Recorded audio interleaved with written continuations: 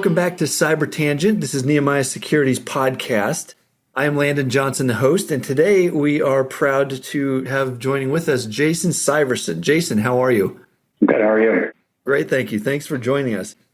So Jason is a cyber entrepreneur and an investor, and he has experience in everything from technology innovation, program development, and execution. This experience has been gathered in industry and government roles.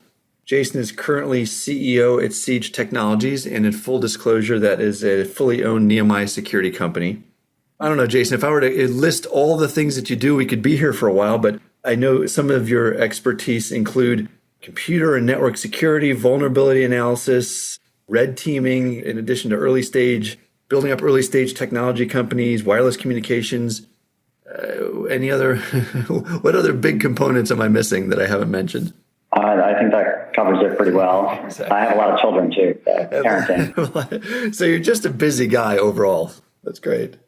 So you do have a very broad and deep and unique perspective specific to cyber risk quantification. If we can dive right in, Jason, can you talk to us a little bit about where you've come from and what you've seen in the industry with respect to cyber risk quantification? Sure. Yeah, that's a topic that's near and dear to my heart. I started around mid-2000s. I worked at a large defense company, and we were trying to figure out how to automate and make more systematic the process of computer network attack. At the time, and even mostly today, military or intelligence community individuals or organizations that are trying to carry out an attack against ISIS or some criminal group or whatever they're trying to do, it's a very artisan-driven process. They have individual experts that have been doing this for a long time. Or in the military's case, sometimes are recruits who have been thrown to a training camp and then they try to get them on a keyboard. It's very individually driven. I talked to operators who said that two guys would do the exact same mission 2 different ways based on their individual training and background. I was coming out of an electronic warfare background where we're used to building hardware and systems to tackle these problems. You don't have a guy steering the antenna. You have computers and software handling these things. So my goal was to build a system that could help automate that process and make it more systematic. There's still going to be experts and still a need for individual decision makers, but the goal was to try and put that into software. And the challenge we found was you can build a planning system and you can automate a lot of that, but we couldn't predict or quantify effect. We don't know how to predict collateral damage or probability of success or how long it would take or how covert an attack would be. We had no way of measuring any of those things. So I stopped pursuing planning systems and started pursuing how do we quantify security? How do we measure risk? How do we quantify the effectiveness of an attack? And that led, starting really more from an offensive red team perspective, and then that led to the defensive side because, by the way, if I can quantify how effective the breadth of attacks are against you as a target, well, that really, inverse of that is how secure you are because the more effective the attacker is, the more vulnerable you are. And your goal is really to minimize their effectiveness function. And by doing so, that maximizes your security posture. Right. This is one of my favorite parts of your background, Jason, is that you did come from the defense side with significant experience in offense. I know that's still part of the work that you do. Historically, that has seemed far away, far removed from the scenarios faced by enterprise security teams. But it certainly seems like it's less so over time. And as we approach today's challenges facing the enterprise security groups, how close are those two challenges? Yeah, it's a good question. My philosophy has always been that offense drives defense. There's a portion of the community that thinks defense exists in a vacuum. And if you just check enough boxes or follow enough policies or procedures or whatever it is, that somehow you're going to achieve security nirvana. Or if we just redesign brand new systems, then that will solve our problems. But of course, nobody adopts those. The reality is defense exists purely in response to what attackers are doing. If attackers stop doing anything, the defensive computer security community would evaporate. And reacting, so I think we have to start with that understanding that mapping out what attackers are doing, can do, will do against your network, responding to that is the job, and preparing for that is the job of the defensive community. And without being intimately aware and familiar with the offensive capabilities that are out there, you're doomed to failure as a defender. So our philosophy at Siege, and mine personally, has been to focus more in pioneering and developing new attack technologies, whether that's for red team or for government purposes, which then position us to be in a great position to understand how to prepare for those as a defender and understand what today's state of the art is, where we think things are going in the future, and identify which types of technologies and approaches might be helpful to mitigate those threats. Okay, so if I heard you right, you painted a picture of the task at hand is to identify where the attacks are coming from, the techniques they're likely to use, the best defenses against those techniques, and those words apply equally to the defense space as they do to the enterprise space. Is that accurate?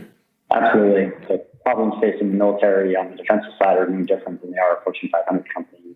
We have hundreds of thousands of systems and users scattered around the globe trying to carry out a mission for their organization or multiple missions, depending on the size or disparity of the different groups in the organization. And they have to deal with training, they have to deal with user error, they have to deal with endpoint security and firewalls and filtering solutions and encryption and all the challenges. How do you deal with BYOD? And those are the same challenges that large enterprises are facing, and frankly, small enterprises. Okay, so you and other smart people have been at this for quite a while now. And I know because we talk often, you're one of the first ones to admit that this nut has not been cracked, right? So what are some of the reasons why measuring cyber risk is so difficult? Yeah, it's a great question. And I could spend a long time going through that, but I'll try to summarize, I think, where some of the high points are. So the challenge is quantifying security in general. One of the big reasons it's hard is there's not a lot of data out there. So in any scientific field, you need data to make decisions and to understand, to test out hypotheses. And historically, that's been very hard to come by. In 1998, DARPA released an intrusion detection data set that was like the gold standard for 10 and maybe still now today, 20 years later, maybe the gold standard in data sets. And unfortunately, there aren't many other common data sets that people can use when benchmarking technology. And as a result, papers that are published when people do research, they build their own little data set. And of course, each individual organization is not well equipped to build large-scale, comprehensive, statistically significant data sets, which can then be reproduced in other organizations. So you have this problem where someone comes up with a cool idea for a defensive technology or a measurement technology, and then they run it with 5, 10 computers or some fake simulation to generate larger numbers that are artificial. And then they publish a paper saying, hey, look, we invented something cool. But then other organizations can't benchmark against that. They can't reproduce results. So it's just one-off, and everyone's producing. It's almost like staying in a room, and you're trying to have a conversation. Everybody's just shouting and throwing random things out. You don't have the ability to have a common set of knowledge and benchmarks. So what we did when we were trying to solve cyber quantification problem was invest in the defense, in the measurement technologies. How do we use virtualization? How do we use large-scale network simulation and full-stack emulation technologies using ESXi servers or Zen or other virtualization technologies to enable us to collect large-scale thousands of systems with hundreds of thousands of attacks. So that way we actually have a very robust data set. Once you have that, the problems become a lot easier. You still have to do some interesting math and machine learning and understand how to do statistically significant sampling because it's a combinatorial problem, right? There's an infinite number of ways a system can be configured and an attacker could try to exploit it. So we have to reduce that down to something tractable because you can't brute force all the combinations. And that said, people can be overwhelmed when you look at the scope of the problem, but human beings figure it out today, right? Attackers figure out how to find a vulnerable system and how to use a tool in a way that's effective. And defenders often figure out how to secure themselves to at least a moderate level of security. So our goal is not to be perfect and to be theoretically impervious and to solve all cases in all situations all time and say that we've tested a universe of possibilities. But our goal is to be better than the human who's kind of got his thumb in the air and is guessing. And that bar is achievable, and we've done that. And now we're evolving into something that is pretty robust and we think defensible and try to trace back where the data comes from and allow humans to look at that. But it's a continually evolving process. And you bring up some great points about where we are in that evolution. I think you pointed out earlier about the fact that there is there's a real challenge to benchmark across different experiments, whether they're companies or services firms. Can you help lay the groundwork for what are some of the common methodologies, or what are some of the common data sets, or what are some of the data sharing facilities and techniques we have in place right now, and then where we are on the maturity curve? Sure. So I mentioned the 1998 DARPA intrusion detection data set. That's one that's commonly available and referenced. Deter is a test bed that Department of Homeland Security has developed and is, I think, publicly available. There's some other tools for testing that are out there, certainly virtualization systems and the ability to scale up systems in the cloud is helpful infrastructure. There really isn't large-scale sets of data available, though. As I mentioned earlier, I think that's one of the big problems we have. Yeah. There is data that's shared, and we talk a lot about sharing data in the security community, but what they typically refer to is data about breaches and information about attack vectors, and it's not large-scale, statistically significant data. It's rather, hey, here's what we're seeing about this threat actor group against banking. So, hey, banks, you guys should share this data with each other so you're a little more informed about the tactical, what's happening today, frankly, what was happening yesterday or last week. Yeah. So that try to be a little better postured from an instantaneous security perspective. But it's not data that's being shared to help enable research or an understanding of how to measure risk quantitatively. It's really more of, hey, what are you hearing? What are you seeing? We should talk to each other more so we have a better common understanding of the specific threat vectors that we're seeing today. And maybe even ones we're likely to see tomorrow? Is that possible? Yeah, there are people trying to commercialize that. I mean, you have the threat intelligence space where you've got companies that are selling subscriptions to, they've either got human analysts like reading message boards or using NLP, natural language processing, to try to parse what they're seeing on like message boards or IRC channels and trying to follow what the Black Hat community is doing. But that's useful, and I think they are trying to look ahead. But I wouldn't say that that's a quantitative process currently. So a number of our listening group run security teams and are constantly looking for ways to get ahead of the curve. What would you tell somebody who's running a security team? What do they need, let's just say from a people standpoint, from a process standpoint, from a technology standpoint, in order to establish a strongly performing, high-performing cyber risk quantification function for a standard size organization? Big questions. I think, so our approach, as I said, is not an established doctrine on how one measures security risk. Our approach to measuring risk that we developed at Siege and work with Nehemiah on is measure the battery of possible attacks and statistically significant coverage of all the attacks against a target network, and quantify that. So that way you can compare two different enterprises to each other, and try to put numbers behind, okay, well, we're going to run 100,000 different attacks and 96.1% are blocked. Okay, well, let's hone in on the 3.9% that aren't blocked and understand, what's the attack path through the network to get there? Where are the choke points that if we fix here or fix there, we could improve your security posture? So, that was the goal in developing the RQ technology. But I think an organization will need to complement those kinds of tools with a team that understands a little bit about math. They understand a lot about how attackers work and what their TTPs, to use a military term, tools, techniques, and procedures are, that they understand what those threats are against their network. And frankly, they need to do a good job of understanding what their own network looks like. Shocking to me how many enterprises can't tell you how many systems they have or exactly how everything's configured. If you don't know what you're defending, it's going to be really hard to defend it. So I think investing in configuration management tools and kind of internal assessment tools to help you understand what you have instantaneously, how they're configured, investing in training and hiring folks that have broad exposure to the offensive community. Siege is sponsoring the Infiltrate conference down in Miami, and we'll be down there in a couple of weeks, which is an offensive-focused conference. And people would say, well, why would an enterprise need to know about that?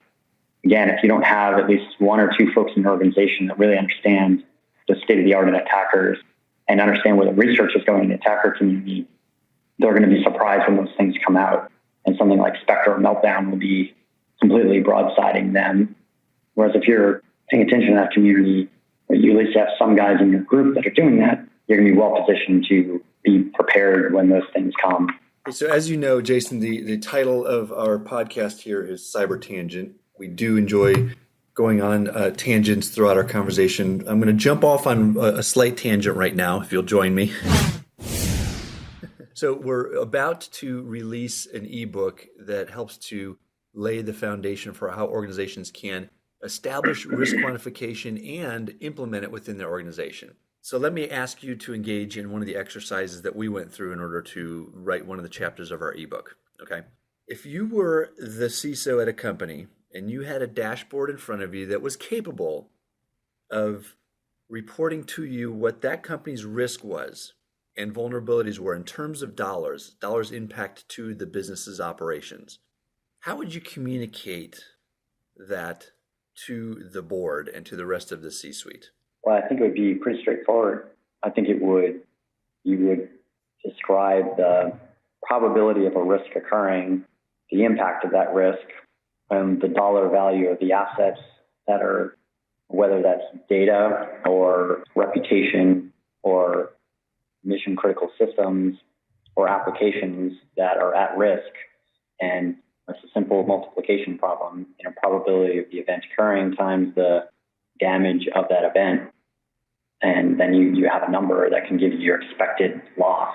So same thing in poker, right? You can figure out how strong your hand is with the probability you'll win times the value in the pot, and then you know whether you should make that decision or not.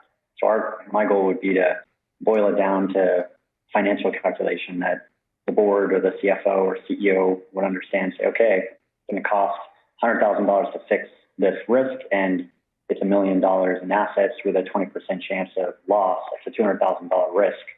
Should I spend $100,000 to protect the likely outcome of losing 200?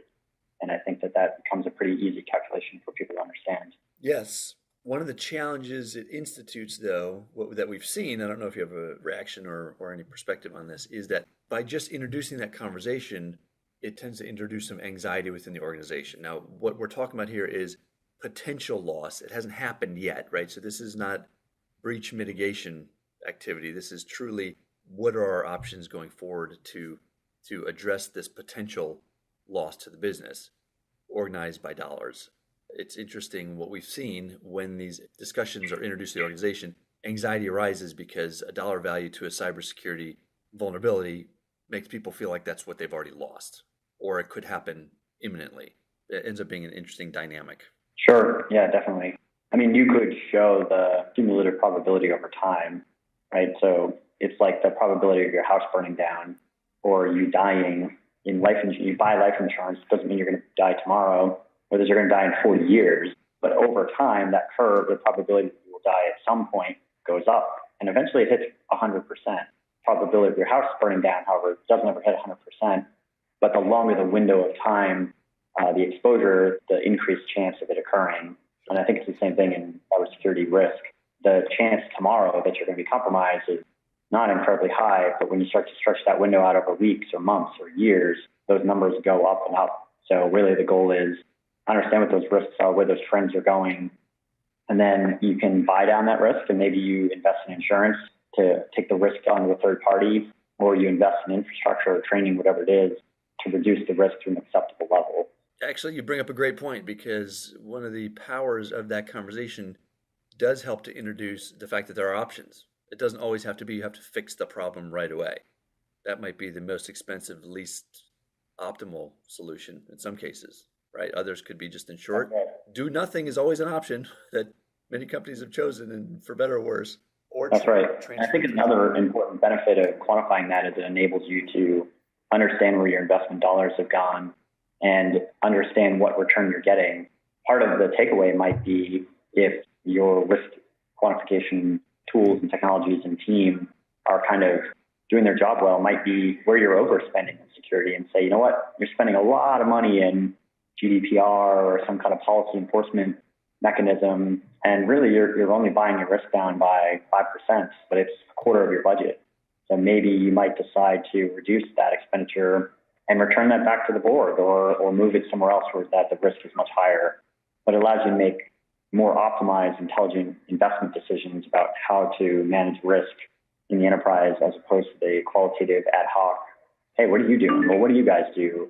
Because nobody knows what they're doing, so you kind of ask other people and you try to guess because that's what we have to offer today. And that intelligent quantified decision seems to be what the marketplace is asking for. Yeah, I think so. I mean, when you look at the budgets of how much people are spending, you start talking about millions of dollars. People want to know what they're getting for that. And I think they're tired of just throwing it in based on what a guy heard at a conference or what his friend told him over dinner and try to guess your way through. They'd like to make that a little more systematic and say, let's invest in the technology and the infrastructure to make these decisions in a more robust way so we can actually understand what we're getting, where we are today, and where we can be tomorrow. I think one of the powers of the stuff we did, the EQ and RQ technology, is the ability to do what-if scenarios. So because we're building this empirical data set where we can do simulations, not only can we tell you what your risk posture is today, but we can also swap out one of your defensive products for a different one, or just delete it altogether and rerun all those tests and say, okay, this is what happens if you stopped paying for antivirus. Here's what happens if you downgrade your IDS or you add a second one or add an IPS system. Here's what would happen if you did email encryption on your network. And we can actually quantify those what-if scenarios, which again, help you make those. We can also do patch management. Hey, it's Patch Tuesday. We can deploy that into the test framework and tell you what's going to break or if nothing will break in an environment that is cloned and looks just like your real network. So what that does is it allows you to do those what-if scenarios, which again enable you to make quantified decisions instead of kind of ad hoc decisions. Okay, well, thank you for engaging on that tangent with us, Jason. So let me ask, for organizations that are not quantifying cyber risk, not trying to push the ball down the field with respect to getting more sophisticated with quantifying cyber risk, what do you see as the biggest obstacles getting in the way for them doing so?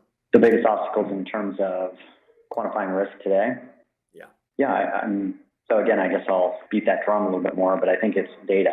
I think it's data and then a lack of standardization on how one quantitatively evaluates risk. The state of the art today is you hire a team of consultants and they come in and interview a bunch of people and write a report, qualitative report, kind of ballparking where things are and maybe comparing you to industry standards that, well, everybody else is doing this and this is what you're doing. On average, people are breached via the user, so maybe you should invest in the user, but they can't tell you your instantaneous risk, and there's certainly no standard way of doing that.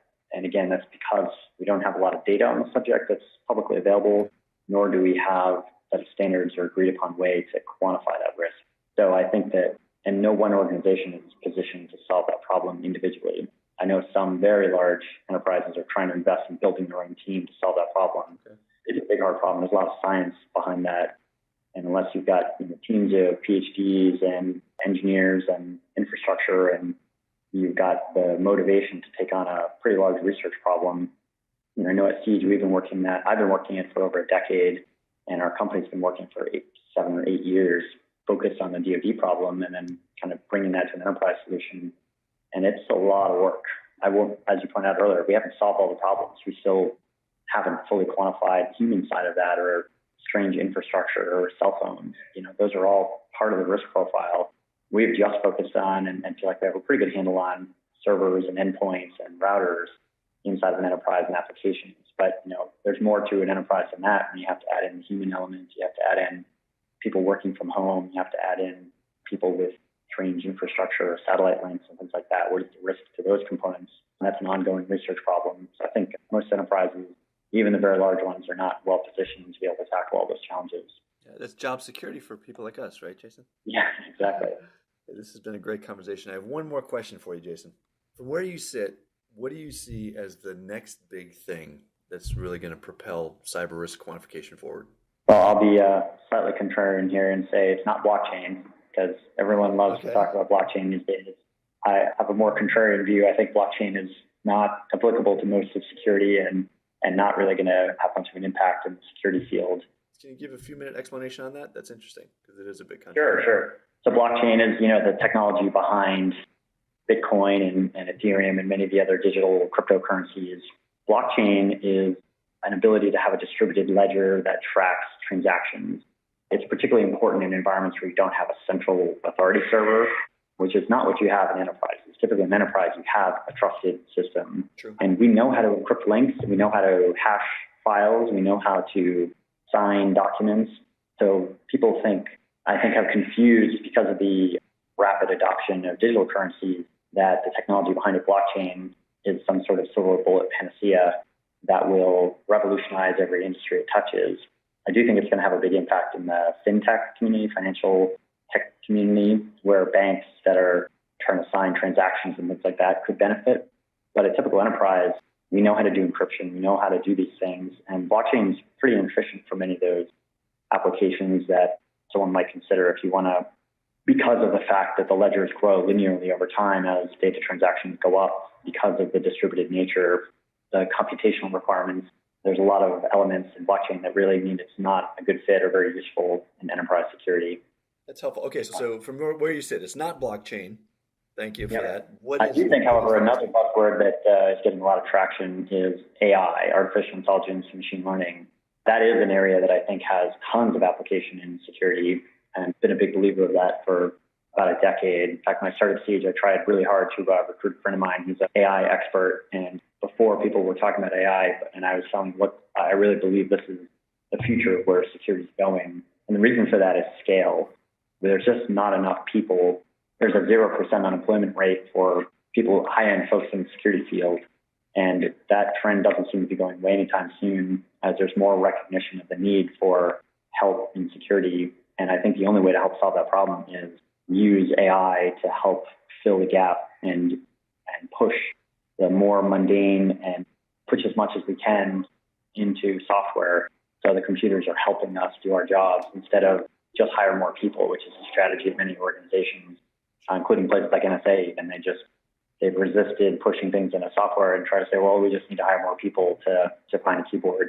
That doesn't scale, and it doesn't solve the needs of an organization. And frankly, even if you have the people, they might not be staring at the keyboard or at the monitor at the right time. Your target got compromised, and they had alerts going on all over the place, and the guys sitting there didn't notice them. So I think there's a huge opportunity for artificial intelligence to help improve the way that we scan alerts, the way that we connect systems together, the way that we make decisions, the way that we quantify risk. We use AI in part of the process of how do we choose statistically significant tasks to run, how do we do attack path generation. I think AI is starting to permeate many of the technologies in the security fields. A lot of it's kind of buzzword bingo that the marketing guys are pushing, and some companies aren't really implementing it, but they just want to have it there because it's a hot buzzword. But I also think it really is happening behind the scenes in unexpected places, and it's going to have a big impact in moving the field forward. Well, Jason, CEO of Siege Technologies, it's been wonderful to spend some time with you this morning. I really appreciate it. Thank you for your insights. Hope for the opportunity to have another conversation again soon. Hey, thanks, Landon. Really enjoyed talking to you guys.